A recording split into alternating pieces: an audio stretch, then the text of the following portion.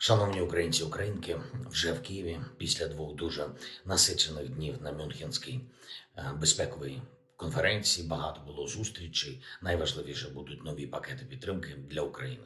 Головне ракети для ППО, для захисту від балістики.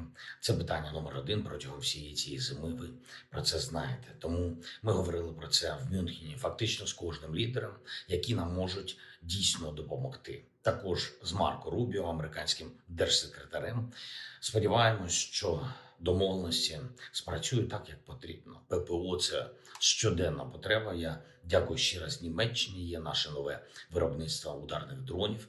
Будемо розширювати надалі саме такі речі: спільні розробки, спільні виробництва, загальноєвропейські програми та фінансові інструменти. Немає сьогодні в Європі лідера, який не говорив би про необхідність значно більшої незалежності Європи, значно більшої самостійності для Європи і самостійної сили всієї Європи. Це зараз одна з найголовніших тенденцій. Ми пропонуємо конкретні речі, конкретні проекти, які роблять Європу сильною.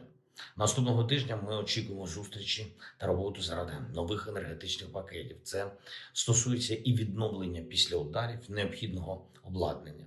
Я хочу подякувати кожному, хто вже допомагає. Попереду знов кілька холодних днів. Усі вже бачили, як росіяни цим користуються. Будь ласка, бережіть себе, реагуйте на повітряну тривогу.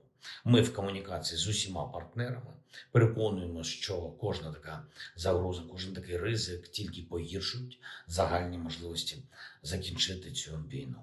На тижні мають відбутись тристоронні зустрічі. Українська делегація має необхідні рамки для розмови. Вчора ми скоординувалися зі Стівом Віткофом і Джаредом Кушнером. Україна завжди буде конструктивною. Американська сторона знає це.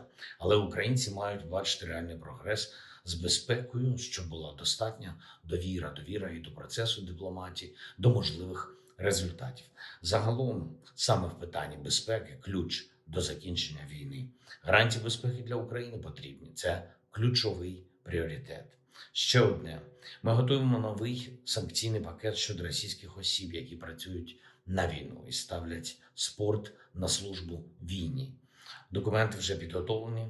Цей український санкційний пакет має бути сигналом для інших у світі, сигналом, що не можна просто заплющувати очі на підтримку агресії. Коли українці на Олімпіаді забороняють навіть згадувати жертв російської агресії, то це точно глобальний відкат від справедливості. Ми будемо відновлювати справедливість. Указ щодо санкцій незабаром. Слава Україні!